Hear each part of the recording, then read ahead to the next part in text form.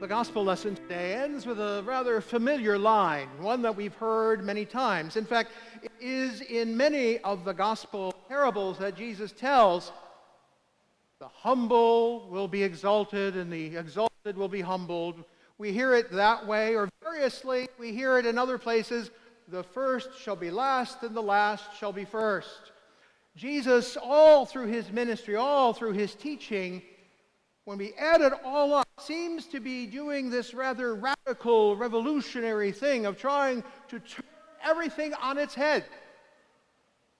In fact, if we look carefully at all of those stories and all of those sayings, we hear echoes of what we might even consider a prologue to St. Luke's Gospel that we find at the very beginning. Even here on our panel on the window on this part of the church, we see the story of the Annunciation, where the angel Gabriel announces to Mary that she will bear a child. Shortly after that story, we hear in Luke's Gospel how Mary then journeyed to Elizabeth's home, her cousin, who also was with child, and that child would eventually be born, and we know him as John the Baptist. But just as Mary entered the house, in Luke's Gospel, she utters this marvelous poem, this marvelous hymn. My soul proclaims the greatness of the Lord. My spirit rejoices in God my Savior, for he has raised up his lowly servant and has done good things for me. And then she goes on to recount, really, that all through the history of God's people, God's been busy about sending the rich away empty and filling the poor with good things, how he casts the mighty from their thrones and raises up the lowly. That is such a compact summary of Luke's Gospel in so many ways that, in fact, the church for centuries and centuries has used that particular portion. We call it the Magnificat, named after the Latin version of those first few words. My soul magnifies, glorifies the Lord. And we say it or sing it every evening in the daily office of the church. And in that we remind ourselves of this reality that we're talking about a little bit today, of how God's way in the world is sometimes seemingly exactly opposite what we would expect the world to be. You know, in our culture, in our life, we look at people and we say, well, if they're wealthy, they must be successful. They must be powerful. They must have everything they have, everything they need and more. Sometimes we even get a little envious of their position. We want to be just like them. We hold them up as paragons of examples, rather, of what should be. Be just like them. The people we exalt, these are the people we make into heroes in so many different ways. But clearly, both from that hymn that Mary sings, and in fact from stories like today's parable, in today's gospel lesson, we see that that's not the way of God. But quite the opposite. Now, if we took everything literally, we would find that that's probably a world that we would never see. In fact, we don't live in such a world. In fact, I don't think God wants us to live in such a world. And I'm not trying to negate what Jesus is saying here, but rather to point out that Jesus really isn't telling us simply to walk around beating our breasts, just saying, having such negative self-esteem, thinking that we're just nothing in the eyes of God, nothing in the eyes of the world. Jesus is not telling us to do that.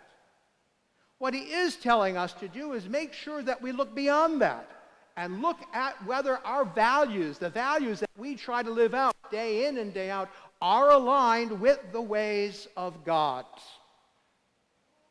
And we get a little glimpse of that, perhaps, in the way that Jesus tells this story, he chooses a Pharisee as one character in the story and a tax collector on the other extreme. Now, I'm going to use another word for the tax collector because it's a way I can keep it in my memory, and that is an old word we used to use in translating the scriptures, a publican. Not a republican, but a publican. Okay, so when you hear me say the word publican, read tax collector. I can remember it because both words start with P. Pharisee, publican. So there it is. The Pharisee on one hand. Now, a Pharisee is someone who understands the law of the Lord, law of God, law of Moses. And so he goes in this little section, he ticks it all off. He goes, I tithe, I come to temple, obviously right there. And he does all the things. I fast twice a week. He ticks it all off, one after another, the things that you're supposed to do to be a good, observant person of the law. Now, the publican, on the other hand, is somebody who probably doesn't do any of those things. And more than likely is seen as someone less than the Pharisee, even by common folk, because the publican, as a tax collector, took their money. And took their money, as it's described to you in the bulletin, in the heading, in ways that were not exactly ethical, shall we say. They were all legal, they just weren't ethical. And so this is the one that Jesus points out is standing in the back of the temple, not even wanting to come in, perhaps because everyone would be mad at him. But even so, let's look at their prayer. The Pharisee comes in and he says, "Oh God, I am so grateful that I am not like them. I do all these good things. I fast, I tithe, I do this, I do that." The publican, on the other hand, starts his prayer the same way. "Oh God." But what he says is, "Be merciful to me, a sinner." Now, who is the subject of the Pharisee's prayer? Do you notice? He says God. In grammar, that's called a vocative. You're calling out somebody's name. The subject of the sentence, if you notice carefully, is I. I do this, I do that, I make all the tick boxes, I am, it's all me, I. It's all about his ego. God plays very little part in his prayer. He's just telling God how grateful he is that he's not like them. And then he goes and tells God all the good things he does for God. The publican, on the other hand, he says, God, the vocative again. But notice who the subject is. Not him, but God. Oh, God, be merciful. God is the actor here, not the man. And I think that's really the key to understanding what Jesus is getting at here. He's wanting us to understand who we are. No, he's not telling us, oh, you're sinners, you're terrible, beat you up, all that sort of thing. That's not what Jesus is saying. What he is saying is that you need to really always kind of remind yourself who God is and who you are in relation to God. God is your creator. God is your redeemer. God is your sustainer. Anything you do, you only do because of God. You don't do it because of you. You can't do it without God. And that's where the Pharisee makes a mistake. We talk sometimes about spiritual exercises, about how we should do certain things, certain practices. That's what the law, the Torah, the law of Moses is all about. St. Paul tells us it is a stern teacher, that the law is designed to show us the way. The law is designed to show us that we do need to do these things. We need to exercise those dimensions of our life. in a sense, exercising our spiritual muscles.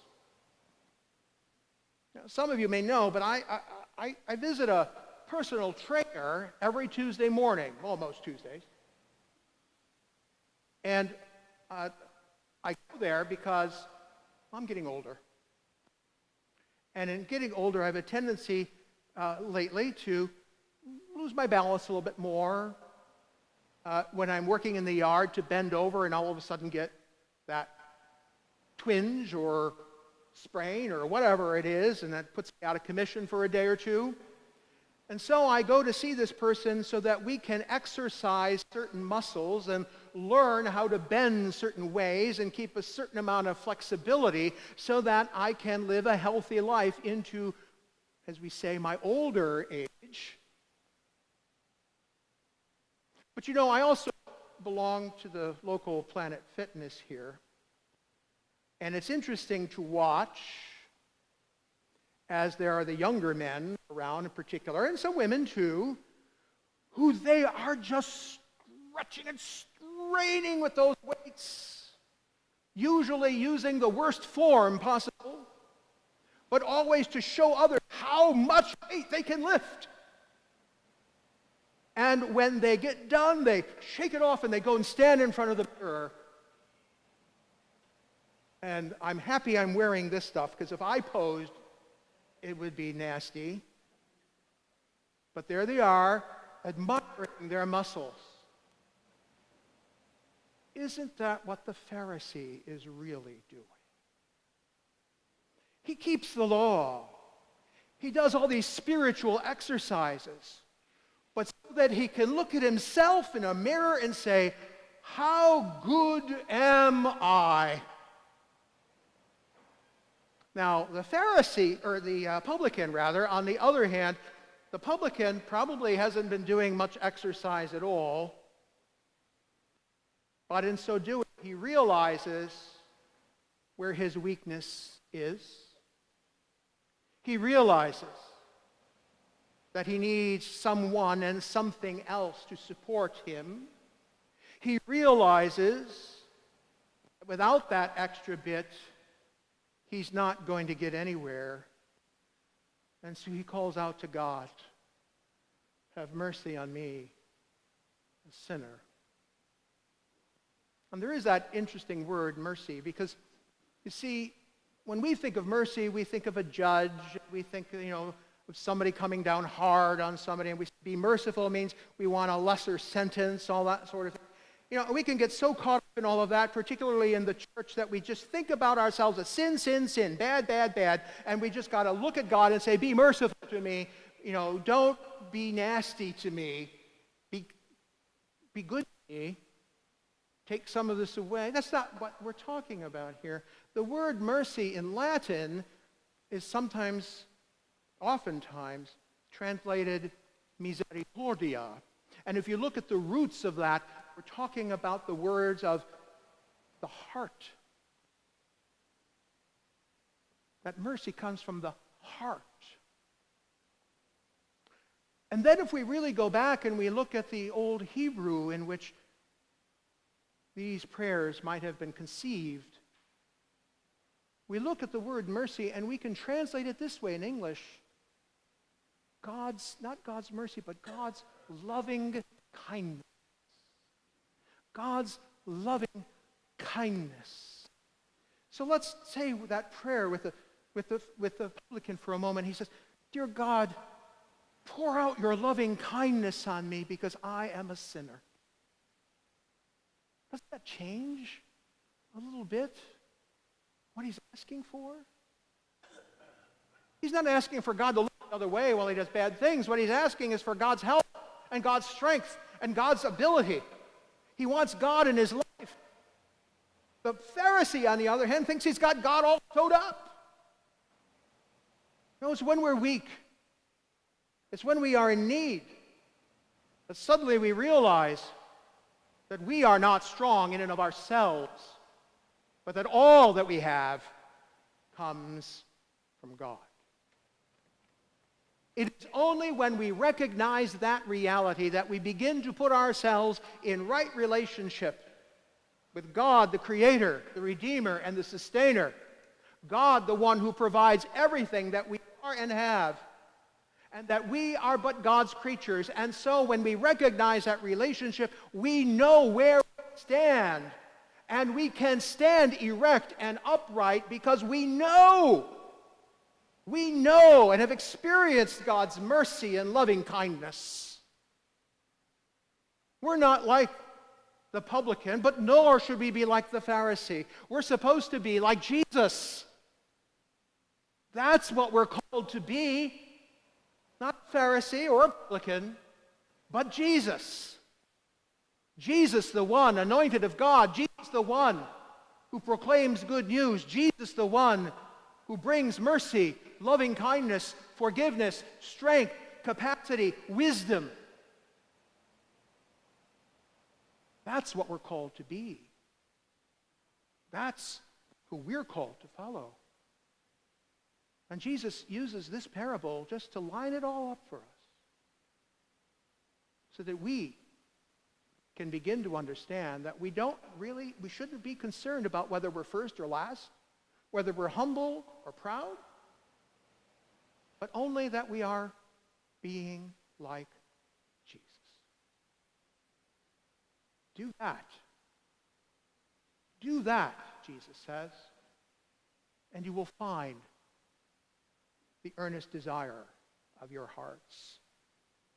Do that, and you will find what you really seek.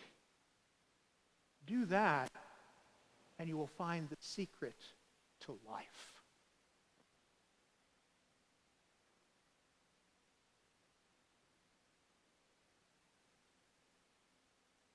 The funny thing about parables,